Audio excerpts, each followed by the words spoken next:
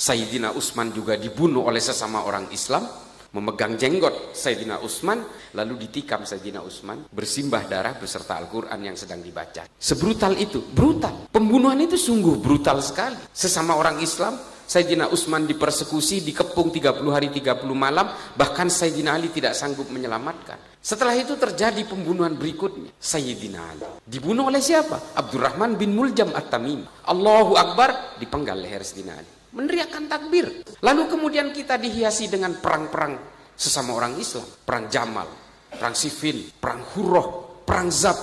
Ini perang sesama orang Islam.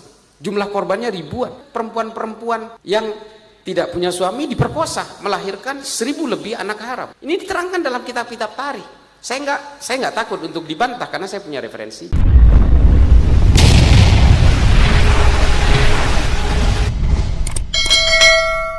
Bismillahirrahmanirrahim. Assalamualaikum warahmatullahi ta'ala wabarakatuh. Era abad ini memang menjadi era yang luar biasa. Yang harus kita ketahui, ada salah satu pemikir, salah seorang penulis visioner keturunan Yahudi. Kalau kita yang berpikir sempit ini nggak mau baca bukunya. Namanya Yuval Noah Harari. Sudah Yahudi, LGBT lagi. Tapi saya baca di situ judulnya Homo Sapien dan Homo Deus. Dia mengatakan bahwa setiap manusia apabila ingin berkompetisi di masa depan itu harus menguasai algoritma digital. Orang-orang yang tidak bisa menguasai algoritma digital ini akan menjadi manusia-manusia layer kedua yang seperti robot yang dikendalikan oleh orang lain. Kalau kita perhatikan di situ ada kata algoritma. Betapa ruginya umat Islam apabila tidak menguasai algoritma. Karena secara dari semantik, secara bahasa, algoritma ini diambil dari nama seorang pemikir Islam yang luar biasa bernama Al-Khawarizmi. Lalu kemudian dikenal dengan istilah algoritm, diambil dari nama Al-Khawarizmi, lalu kemudian dibahasa Indonesiakan dengan algoritma. Ini berasal dari kata Al-Khawarizmi, pemikir Islam, ilmuwan Islam, seorang polimath. Polimath itu artinya bisa apa saja. Beliau ini juga seorang ahli matematika yang menyempurnakan dan menemukan angka 0 dalam matematika. Penemu angka 0 ini orang India, tapi tidak bisa dimaksimalkan. Lalu Al-Khawarizmi memaksimalkan ini menjadi angka yang melekat terhadap angka 1 sampai 9. Lalu kita mengenal angka 10, 20, 1000, 2000, 1 juta, 2 juta, 2 miliar dan seterusnya. Dan kita kemudian mengenal minus 1, minus 2 karena penghubung dari angka plus dan negatif itu adalah angka 0 yang disempurnakan oleh Al-Khawarizmi. Dan apa yang terjadi hari ini, bahkan Al-Khawarizmi dikafirkan karena dia orang Parsi. Ini oleh beberapa kelompok firqah dalam Islam yang justru diharamkan. Ilmu-ilmu ini kemudian termasuk Al-Khawarizmi dikafirkan karena bukan orang Sunni katanya. Kita kemudian berada dalam suatu peradaban baru hari ini yang kita lupa bahwa Islam ini pernah jaya sejaya-jayanya ketika berkenalan dengan ilmu pengetahuan. Bapak Ibu sekalian yang saya muliakan dan insya Allah juga dimuliakan Allah. Ini ilmu pengetahuan ini kemudian lalai kita menjaganya. Dan kemudian kita terpengaruh oleh satu pemikiran-pemikiran baru yang menggiring kita ke arah mimpi-mimpi politik. Dari mana ini? Kok bisa orang Islam ini kemudian lupa terhadap tradisi-tradisi lama tentang diskursus keilmuan yang melahirkan Al-Kindi, Al-Biruni, Al-Khawarizmi, Ibnu Sina, Imam Ghazali, Ibnu Rushd yang pernah mengilhami orang-orang Eropa dan seluruh peradaban di dunia untuk menciptakan berbagai ilmu lanjutan berikut. Ini semua diawali dari para pemikir Islam awal. Meskipun memang terilhami dan terinspirasi dari pemikiran Yunani sebelumnya, tapi ini tidak bisa kita pungkiri. Karena peradaban manusia awal sebelum Islam itu adalah peradaban orang-orang Yunani. Ketika Athena menjadi epicentrum sebuah pusat kegiatan peradaban manusia pada zamannya, yang kemudian ketika umat Islam berhasil menguasai ilmu pengetahuan, epicentrum peradaban manusia pindah ke Baghdad. Dan di sana muncul suatu lembaga keilmuan yang bernama Baitul Hikmah. Dari Baitul Hikmah itulah kemudian melahirkan banyak ilmu pengetahuan seperti yang kita kenal hari ini. Mulai dari ilmu pengetahuan yang percaya adanya Tuhan sampai yang tidak percaya adanya Tuhan. Ini munculnya dari keilmuan-keilmuan pemikiran bangsa Arab. Jadi kalau kita kenal hari ini ilmu pendekatan teori-teori ontologi maupun teori deontologi tentang pendekatan-pendekatan ketuhanan yang kemudian melahirkan ilmu yang tidak percaya kepada Tuhan, ini berasal dari Arab yang kemudian dikembangkan oleh Feuerbach, Ernest Bloch, termasuk Marx dan sebagainya di Eropa. Ini dilahirkan oleh pemikiran-pemikiran Abul A'la Al-Ma'ar, dilahirkan oleh Ibnu Al-Mukaffa, dilahirkan pemikiran-pemikiran Abu Bakar Razi. Ini orang-orang yang meragukan adanya Tuhan. Artinya begini, ilmu yang sifatnya bermanfaat bagi manusia, yang betul-betul berbasis ketuhanan, sampai ilmu yang murtad sekalipun, itu sebenarnya pernah kita lahirkan. Karena berawal dari tradisi-tradisi, diskusi dan diskursus keilmuan yang luar biasa di dalam Islam. Lalu ada sebuah buku yang menceritakan ini. Ditulis oleh seorang Kristen Maronit dari Libanon, namanya Philip Hurri Hitti. Judulnya adalah The Story of the Arabs. Sejarah bangsa Arab. Dia menceritakan bahwa dulu bangsa Eropa itu pernah menyusupkan 25 orang ke dalam Islam.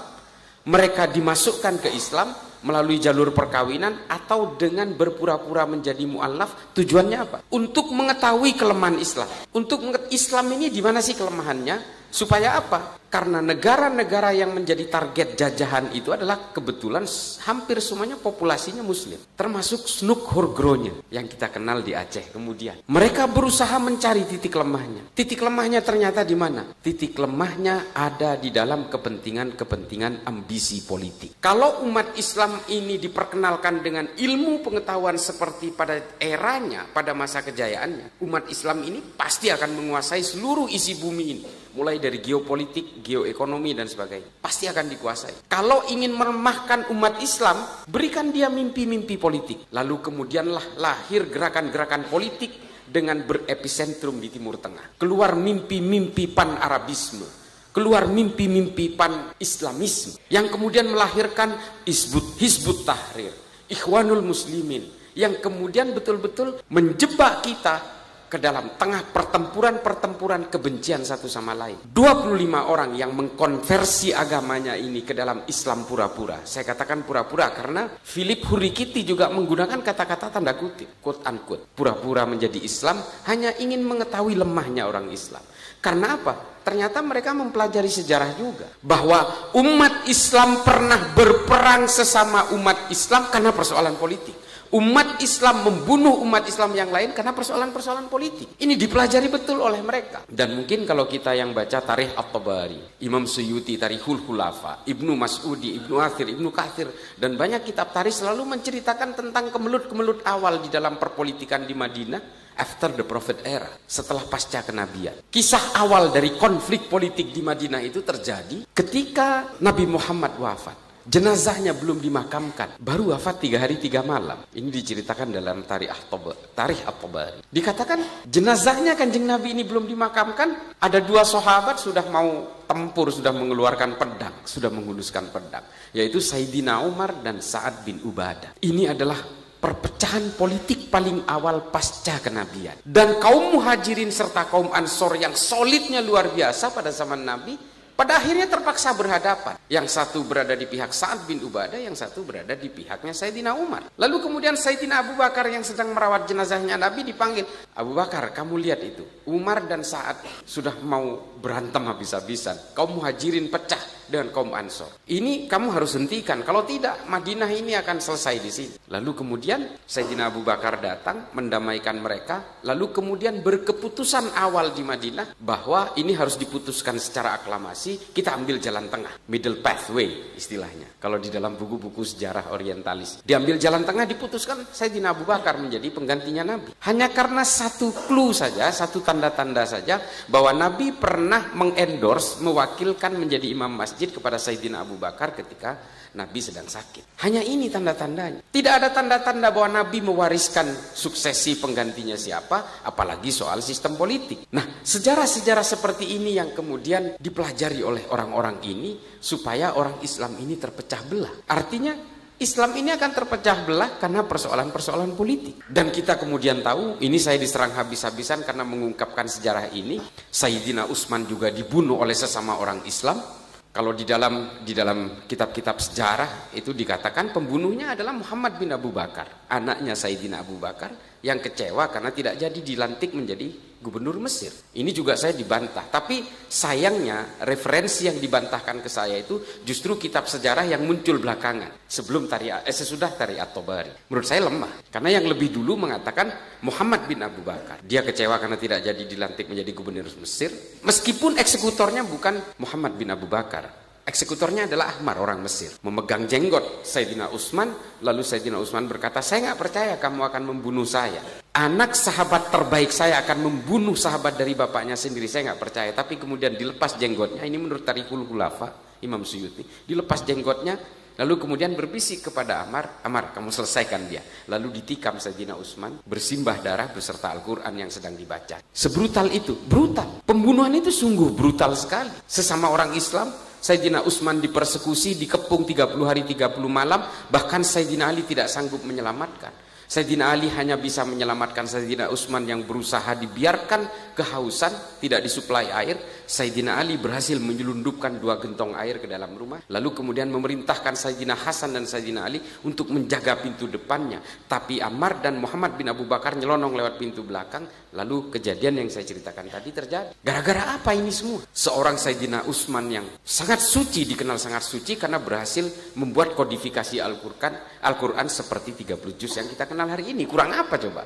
Tapi dibunuh. Karena apa? Persoalan politik. Setelah itu terjadi pembunuhan berikutnya. Sayyidina Ali. Dibunuh oleh siapa? Abdurrahman bin Muljam At-Tamimi. Ini bukan orang sembarangan. Dulu dia adalah pasukannya Sayyidina Ali dalam perang melawan Muawiyah bin Abu Sufyan. Dia kecewa karena Sayyidina Ali menerima arbitrase damai ketika pasukan Muawiyah terdesak. Lalu sebagian orang ini menjadi desersi dari tentaranya Ali, lalu dia memilih menjadi satu kelompok sendiri yang kemudian kita kenal sebagai Khawarij. Salah satu dari Khawarij ini adalah jagoannya ini, premannya bernama Abdurrahman bin Muljam. Dia hafidz Quran 30 juz. Semua kitab sejarah mengatakan itu. Puasa Senin Kemisnya tidak pernah lowong. Tidak pernah lowong. Sholat sunnahnya pun tidak pernah lowong. Tapi kemudian dia memenggal leher Sayyidina Ali di Masjid Jami di Kufah di Irak. Ketika Sayyidina Ali menjadi imam sholat subuh, pada rakaat pertama, sujud pertama, Allahu Akbar, dipenggal leher Sayyidina Ali, meneriakkan takbir. Sampai kemudian dalam Tarikhul Khulafa diterangkan, sampai dibakar hidup-hidup, dia tetap tidak mau mengaku salah. Karena persoalan apa? Politik semua. Lalu kemudian kita dihiasi dengan perang-perang sesama orang Islam. Perang Jamal, perang Siffin, perang Hurrah, perang Zab. Ini perang sesama orang Islam.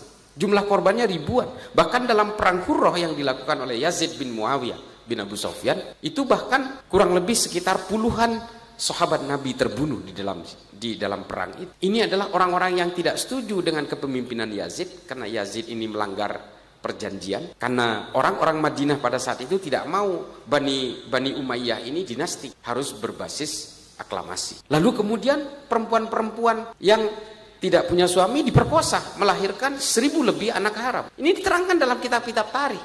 Saya nggak takut untuk dibantah karena saya punya referensi. Dan ini terjadi semua apa? Brutalitas ini terjadi karena apa? Kok tega gitu dalam satu keimanan. Waktu itu belum ada cabang-cabang, masih satu saja, masih betul-betul berbasis Al-Quran dan Sunnah. Karena persoalan-persoalan politik, semuanya persoalan politik. Lalu kemudian pembunuhan-pembunuhan berikutnya terjadi. Sayyidina Hasan, Sayyidina Husain, Ibrahim, Muhammad, cicitnya Sayyidina Ali, semua dibunuh dengan secara brutal. Dan bahkan peperangan demi peperangan terjadi di Bani Umayyah, Bani Abbasiyah, sampai ke Kaisaran Utsmani. Karena apa? Karena ambisi-ambisi politik semua. Ini kemudian dipelajari, oh kalau orang Islam ini ingin dipecah belah dan gampang dihasut, udah kasih aja mimpi-mimpi politik. Dan itu hari ini kita alami. Hari ini kita alami. Bagaimana caranya? Indonesia ini adalah negara yang gak masuk akal. Gak masuk akal negara kita ini. The impossible state, kalau di buku-buku dibilang. Gak masuk akal. 17.000 pulau bisa jadi satu negara coba. Kalau Indonesia ini ada di Arab, mungkin sudah jadi 10 negara atau 15 negara. Coba bayangin itu Arab. Satu agama, satu bahasa, satu suku. Jadi negara perintil-perintil. Bahrain, Oman, Qatar. Ini kan negara kecil-kecil. Karena mereka gagal move on dari masa lalunya. Dia tidak bisa melupakan mantan rupanya. Nah, ini yang dialami oleh mereka. Konflik-konflik tribalisme masa lalu tidak bisa menyelamatkan satu entitas mereka untuk tetap menjadi solid. Padahal satu rumpun. Bahasanya sama, paling dialeknya beda. Kalau orang yang bagian selatan ngomong kahwah, di sebelah utara seperti di Mesir ngomongnya gawah. Hanya dialeknya saja, bahasanya sama. Nah kita 17.000 pulau, ratusan suku, ratusan bahasa, puluhan agama beserta firqah-firqah dan sekte-sektenya, coba bayangin, bisa menjadi satu entitas negara. Dan alhamdulillahnya mayoritas pemeluknya adalah agama Islam. Tapi ya ini innalillahnya itu adalah kemudian kita menjadi sasaran amuk dari pertarungan-pertarungan politik global. Kita berusaha dipecah belah, kita supaya bisa menjadi seperti negara-negara Balkan. Makanya upaya-upaya hari ini yang dihasutkan ke kita hari ini adalah upaya balkanisasi Indonesia. Siapa yang bermain? Negara-negara barat. Kita nggak bisa menolak itu. Hizbut Tahrir kantornya di London kok. Ahmadiyah kantornya di London. Syiah kantornya di London. Mau apa? Difasilitasi oleh mereka. Tapi ini semua kita tidak bisa menyalahkan negara-negara barat. Yang harus kita salahkan adalah kita. Mengapa kita mau diadu domba? Dan ketika ulama-ulama Nahdlatul Ulama menganjurkan kepada kita untuk menghormati para habaib, menghormati para dzurriyyah kenabian, mereka melihat peluang itu. Diciptakanlah boneka-boneka bergelar habaib untuk memecah belah Nahdlatul Ulama. Ini ironis. Saya sudah berkeliling kemana-mana, Pak. Saya ke Afrika berkali-kali. Saya ke Asia Selatan, Asia Tengah. Saya tinggal di Amerika 5,5 tahun. Makanya saya sering dikatakan saya ini liberal. Nggak apa-apa, saya bodoh amat. Saya Nahdien sejati. Saya lahir dari keluarga Nahdien. Sampai hari ini saya masih Nahdien. Jadi sampai kadang-kadang kalau saya betul-betul diadili, kamu liberal, saya sampai sumpah, wallahi wan nabi saya Nahdien. Sebenarnya saya nggak mau ngeladenin, tapi ya sudahlah. Saya kan ingin dipojokkan menjadi musuh bersama, sehingga saya itu tidak mempunyai ruang untuk memberikan berbagai pemikiran-pemikiran ini. Saya sebenarnya bukan orang pinter, Pak. Saya cuma kadang-kadang lebih dulu tahu dari yang lain. Karena saya hobi baca memang. Saya 10.000 halaman per bulan. Ini ajudan saya tahu. Di mana-mana saya selalu baca. Semua buku saya baca, Pak. Sampai ke bungkus biskuit pun saya baca. Pabriknya ini di mana? PT Nabisco ini di mana? Oh, di Ungaran ternyata. Saya tahu itu. Karena saya dari kecil memang hobi baca. Dan sampai sekarang semua buku saya baca. Mulai dari pemikiran-pemikiran kirinya Lenin, State of Revolution, sampai buku-bukunya kirinya Islam, Muhammad Qutb, Said Qutb, Abu Bakar Naji, Idarat At-Tawahhus, semua saya baca. Semua saya baca. Jahiliyatul Qarnin Isrin, Malim fil Tariq, Fidilalil Quran, semua saya baca. Termasuk buku-buku dari abad pertengahan seperti Ibnu Khaldun Al-Muqaddimah, Abu Bakar Ahmad Ad-Dinawari Al-Mujalasa wa Jahirul Ilmi, termasuk tadi Irsadul Ibad.